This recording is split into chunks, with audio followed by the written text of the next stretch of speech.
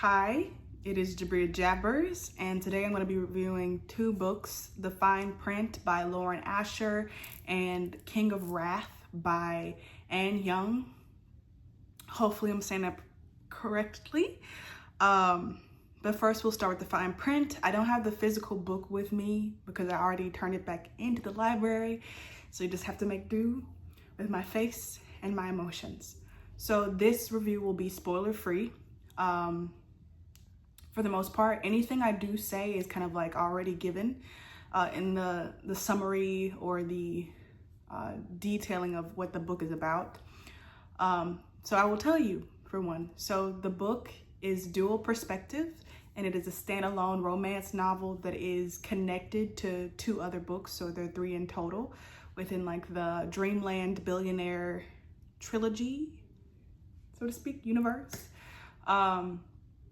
But basically there is this grandfather named Brady, and he dies, and in his will he grants the splitting of his company, which is basically like Disneyland, but they call it Dream World, I think, to his three grandsons. However, there are stipulations. They have to do certain things or else their share of the company will go to their father, who they don't like.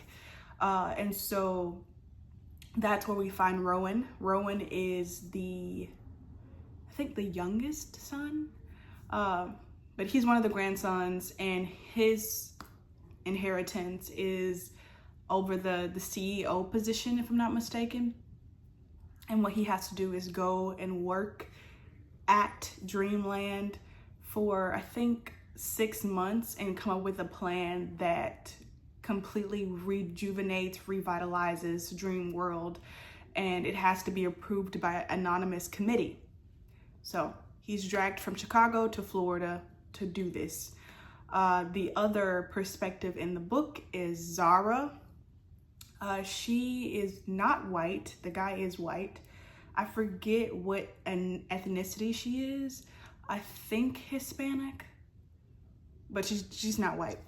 And she is an employee at the hair salon there. So she does little girls' makeup and hair like the Disney or Dream World princesses. And their paths collide at one of the employee management meetings. So firstly, I'm going to be going over the characters and my thoughts about them. Rowan is the typical kind of like moody billionaire, cold, gray morals, that type of thing. I found his personality to be quite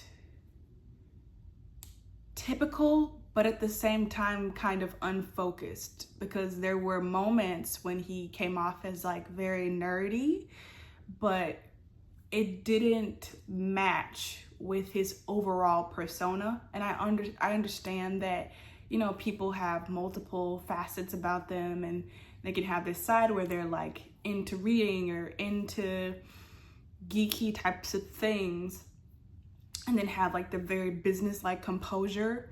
But I just didn't feel like it was meshed well, and I didn't feel like there was evidence of his inner self or his other personality traits with his outward one, because I feel like the body or the mind, like it can't lie.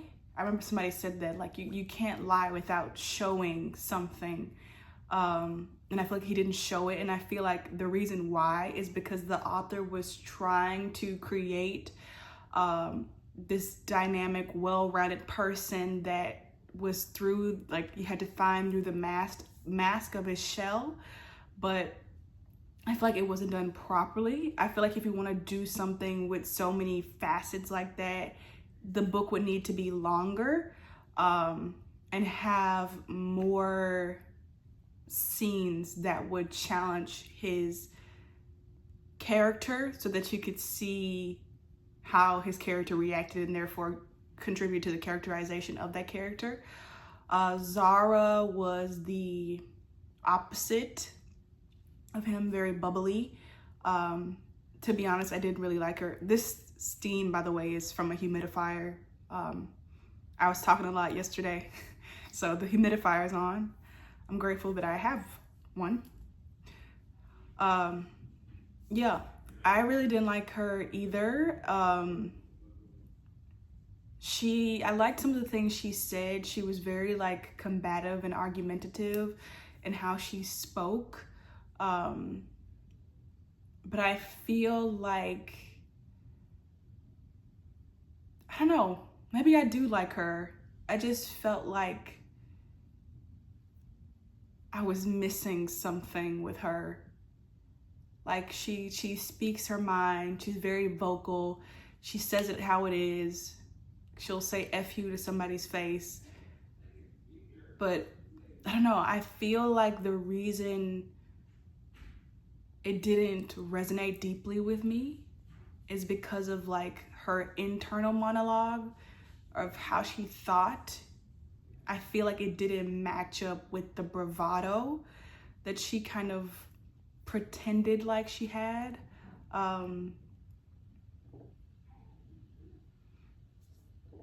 Okay.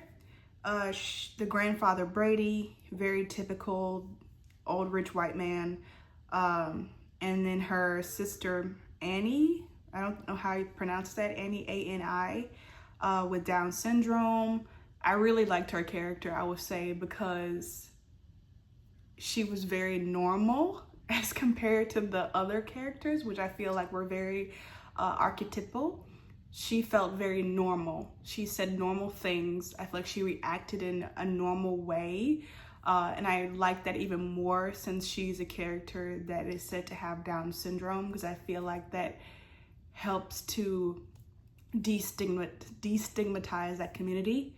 However, I was a little bit confused about, there's a mentorship program for people with Down syndrome that's in this book, and I was a bit confused about why there was a mentorship program for Down syndrome adults. It's like that. Is that a thing? Is it a thing? Because I feel like mentorship programs are usually for youth, and if they're for adults, it's for a specific aim. Like, for example, I could join a mentorship program for firefighters, right?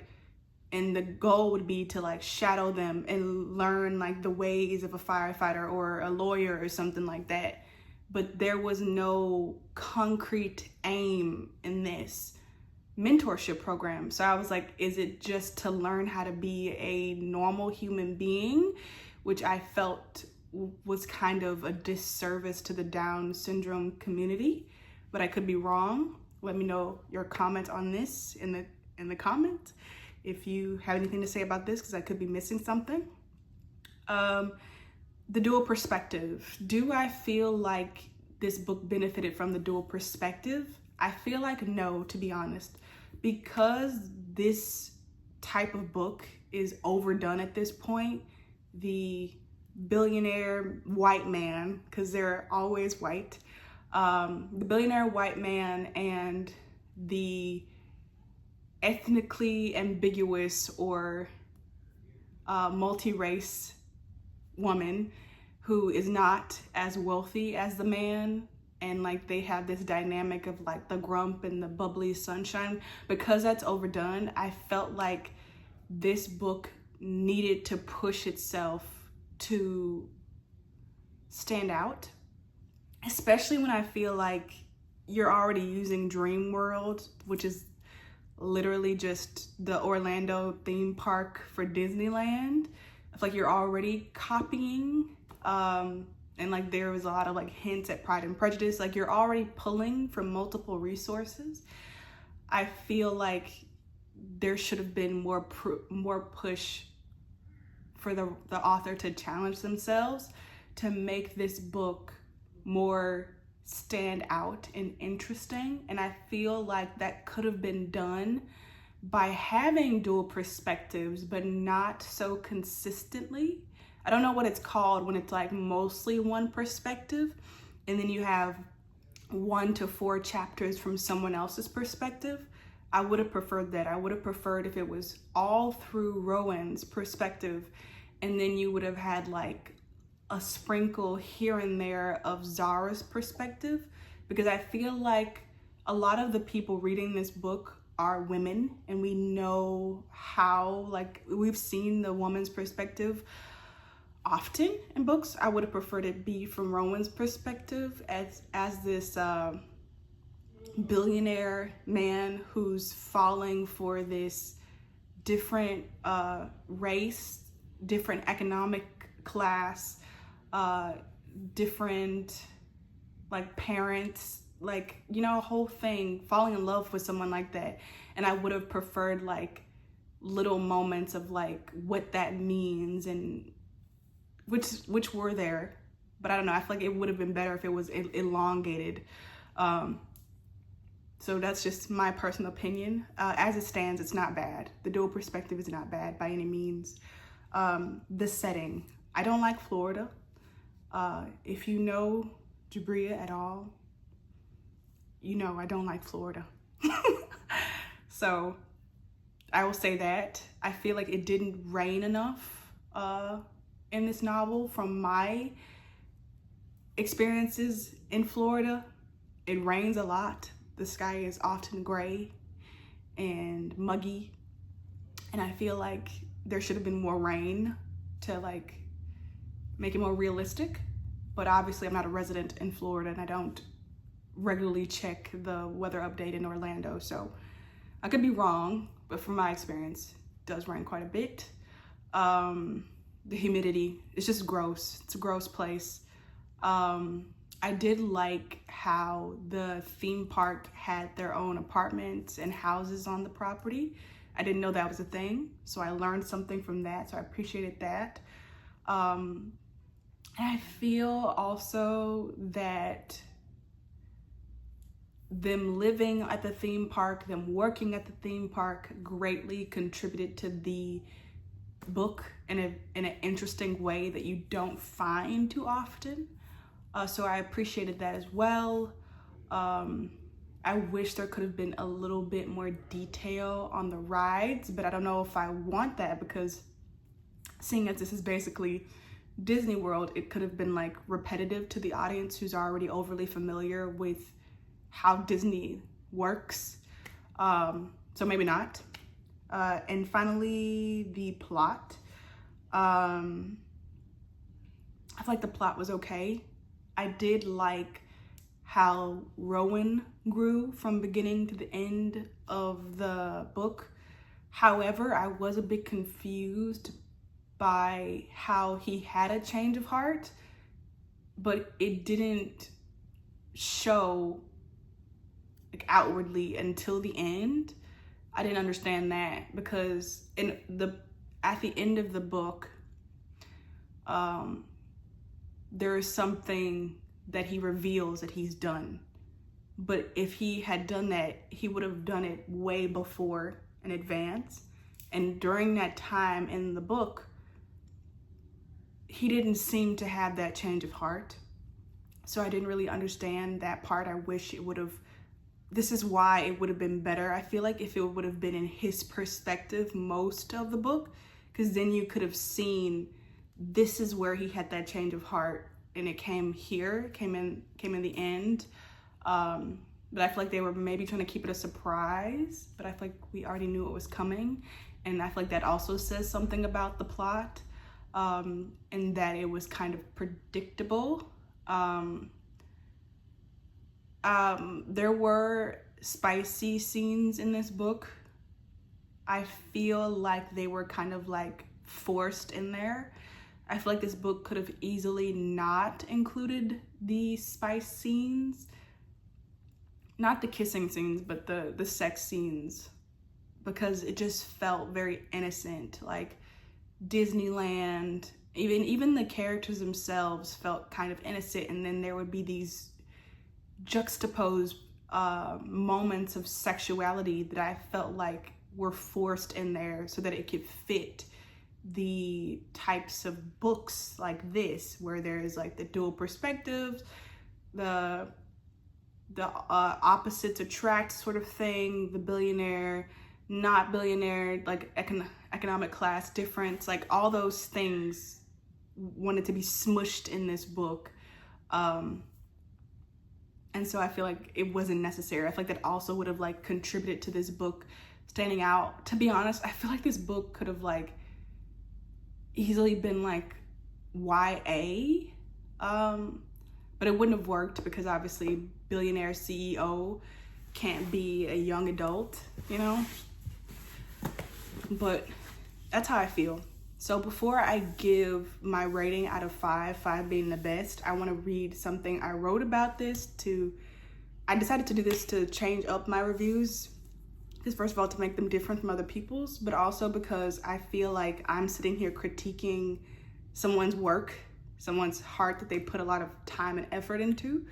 So I feel like I need to provide my work as well. So I've resorted to writing little things, which is what I usually do whenever I own books. I write a little excerpt at the beginning and at the end, little poems. So this is the one I wrote for fine print. I've spit fire before. The shots landed just slightly out of range, and yet they land with you in the most inexplicable of places. I am the fire to your oil, and it's leaking everywhere, all over the door. If we burn it down, doesn't mean it's open. If I play the Cinderella game, will you grant me a token? Belle didn't need the beast, and I don't need you. But when you lunge at me, I want you like I say you do. Passion and possession, we signed contracts in Ivy. But Donald and Duck and Daisy didn't know a thing about writhing. All right, that's it. So my out of 5, based on like the aim and intention of this book, I would say it's a solid 3 out of 5, because I feel like if you want a lighthearted read and if this is your first time reading this kind of story, it's not bad, good to go. But if you've already been in this genre of this like nuanced romance or contemporary romance with these standalone novels that kind of connect, you've seen this before and it's not exciting and it's not as well written and the plot isn't as unique and diversified as it could be. The ideas and suggestions that I've had, probably not the best since I'm not a professional editor or like publicist or whatever, but other ones could be applied to from a more trained eye and from a more trained perspective. But I think it could have like benefited from some sort of something to differentiate it from other books while also keeping it feeling familiar. Okay, so now we are going to review King of Wrath by Haung. This is going to be a spoiler-free review, so that means it won't have any spoilers.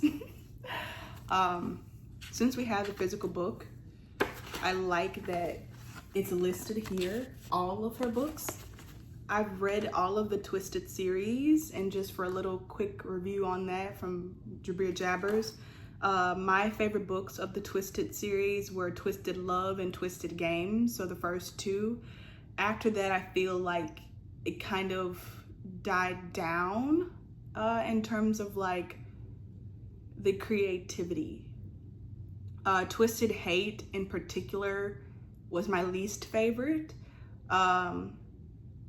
because there was a scene in there that was very, very triggering. Let's just say it was a non-consensual and hateful scene. So be careful with that one, Twisted Games, if you ever endeavor to read it.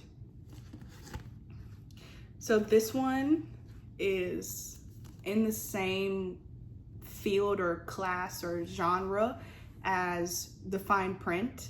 However, it is better. I want to go ahead and say that.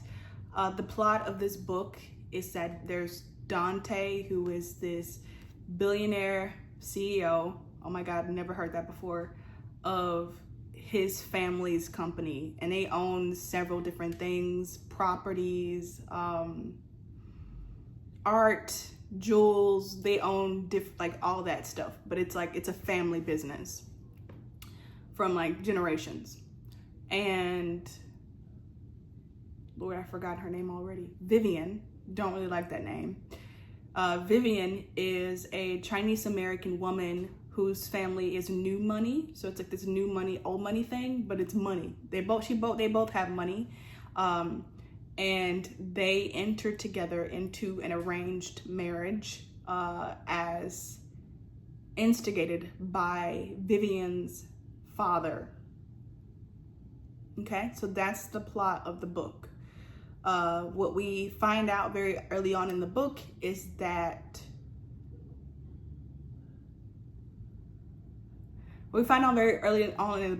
Dante has been blackmailed into this arrangement. So there's this undertone of like this subplot that's going on about how he's going to undo this blackmailing so that he can be freed, and how this is going to work in terms of the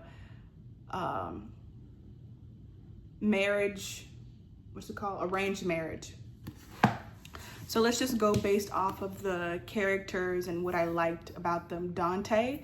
What I liked about Dante is that he appeared in the Twisted Love series, like throughout, but especially in the last one. And I like that. I like that there was a consistency in how he was portrayed as like a minor character in the Twisted series, and then like a major character in this one. I loved that it was consistent with his personality and his character traits.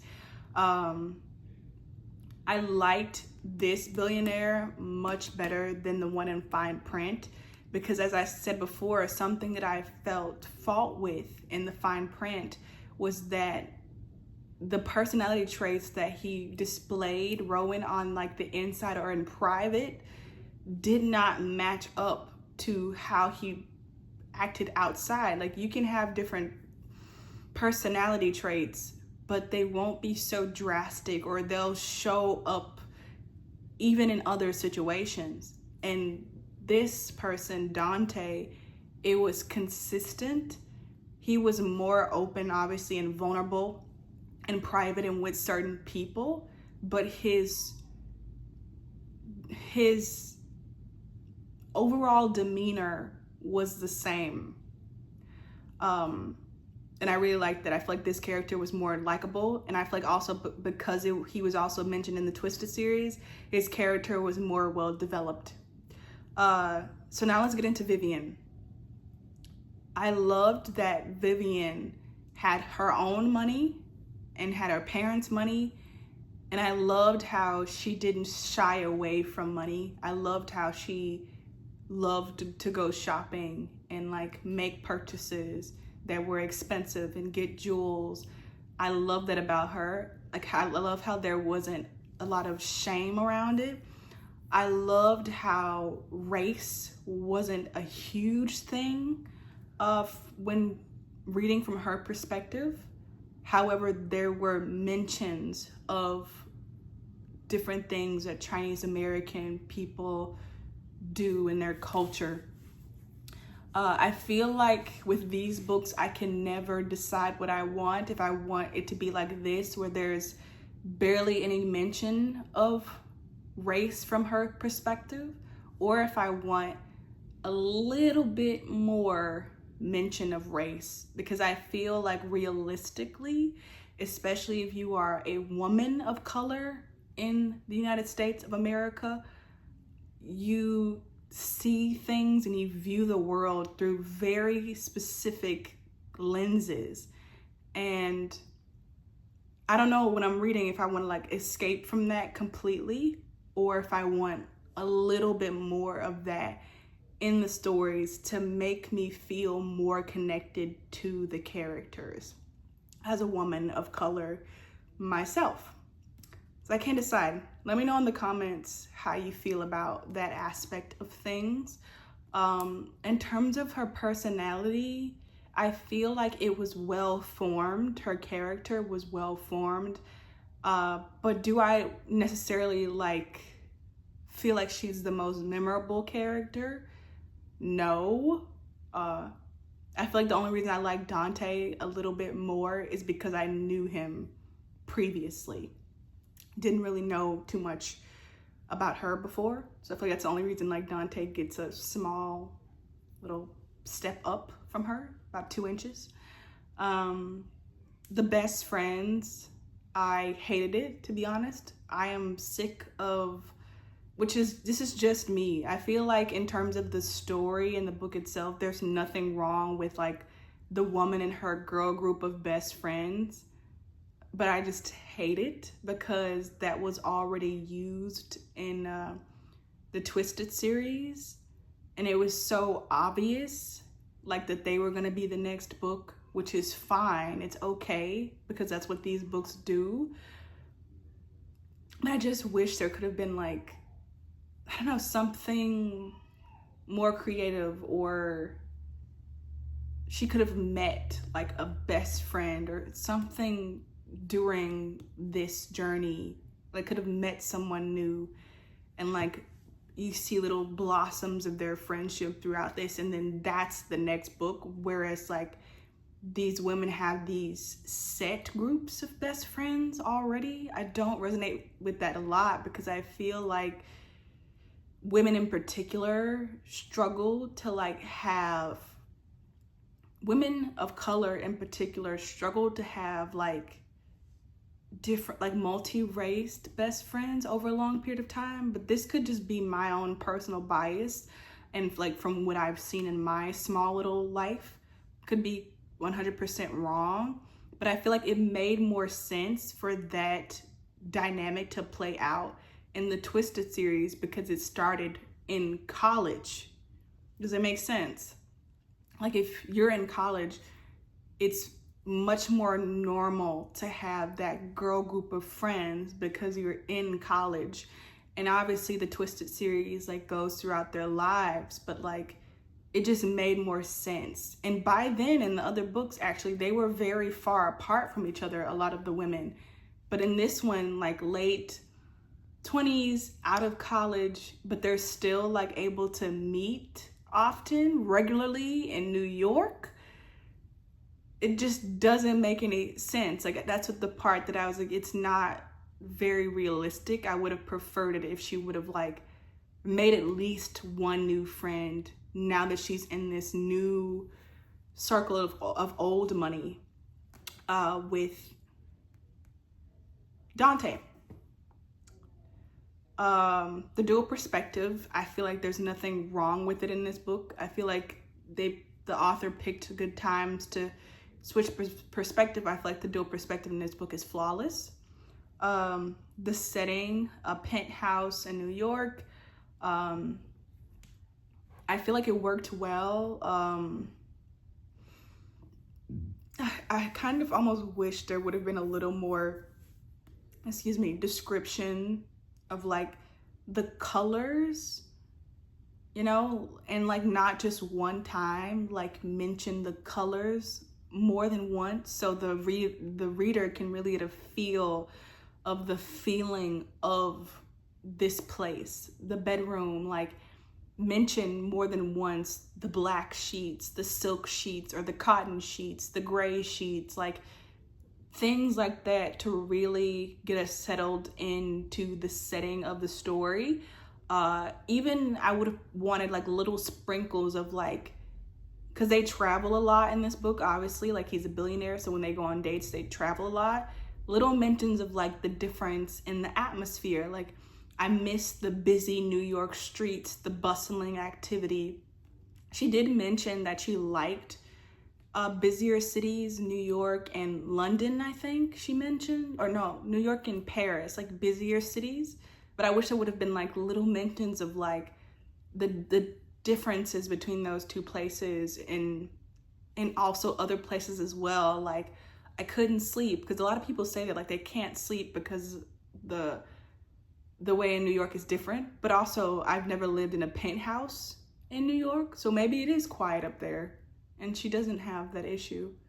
I don't know. I feel like there could have been more like textures and colors and imagery given to really like hone in the reader to those places that could have been accomplished through repetition.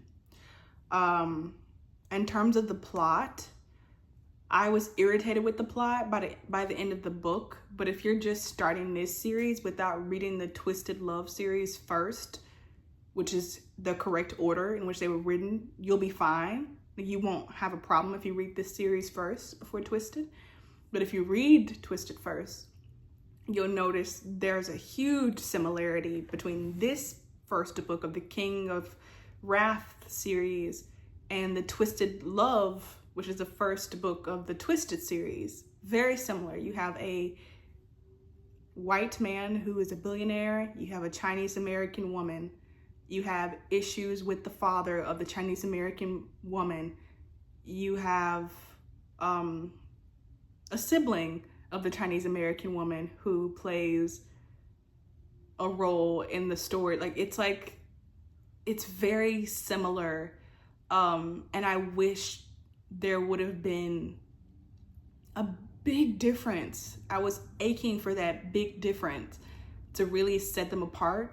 But the only thing in terms of like the plot that I could like count as like a big difference between this book and Twisted Love is the personality, or are the personalities of Vivian versus, I can't remember the name of the woman from the first book. I don't remember her name. The two Chinese American women have very different personalities. And I would say that's like the main like plot difference in these, like they're the choices that they would make and how they react to certain situations. But other than that, the plot with the father, the Chinese father, I'm like, this lady Anna, what your father do to you? Like, what did he do? Because it's mentioned like twice in these books.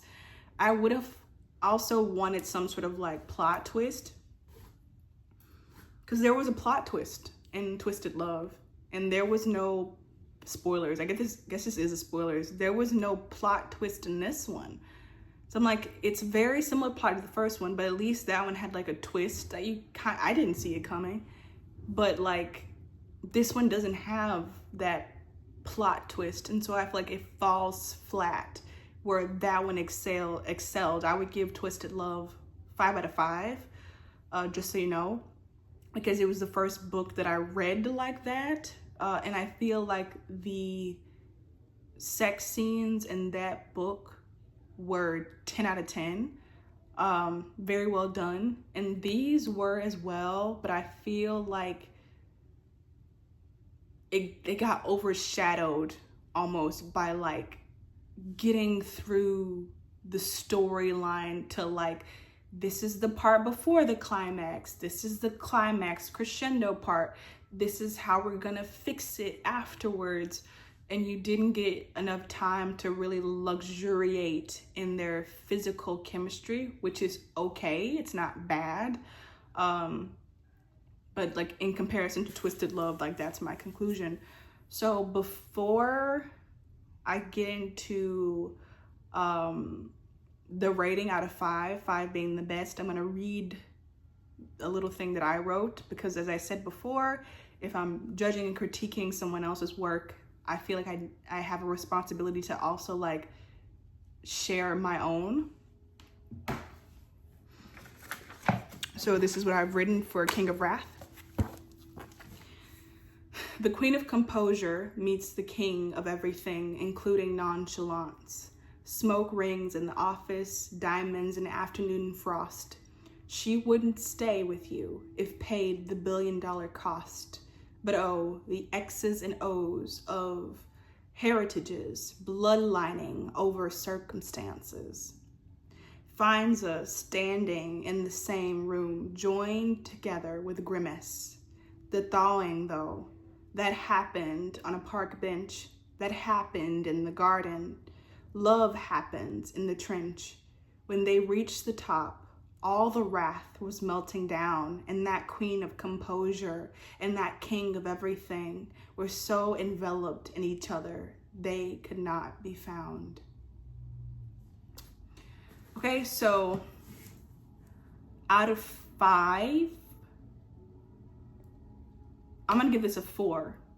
I'm gonna give it a 4 because, as I said, like, if we're talking about does it meet the goal of the genre? Yes. And to someone who is just a fun reader and not like critiquing it, this would be a great, phenomenal book, especially if you didn't read the Twisted series. Like, this would be like something fun, has all the elements. Like I said, the characters are well developed. There are character arcs in both of the main characters. There's little teases for upcoming books. It blends perfectly together with the previous books, even if you are coming off of the Twisted series. There's like no plot holes that I could find in between the two. But like I said, the plot for me is just a bit too similar to the Twisted Love book, Twisted Love. And I would have liked slight tweaking in the stereotyped dynamic of Vivian and her friend group. I feel like the dynamic of the friends with Dante was already previously established in the Twisted Hate. In Twisted Lies, it was already established. So to me, it felt more familiar and homegrown. That's why I don't have like a critique on Dante's friendship dynamic, but I wanted something slightly different with Vivian's. However, I feel like this book is definitely one I would recommend to someone. But I don't know if I plan to read the next one. I don't feel excited because I already know what it's gonna be, you know? Gonna be the same thing as like Twisted, you know? But okay, leave a comment if this resonated, subscribe if you haven't already, and I will see you next time.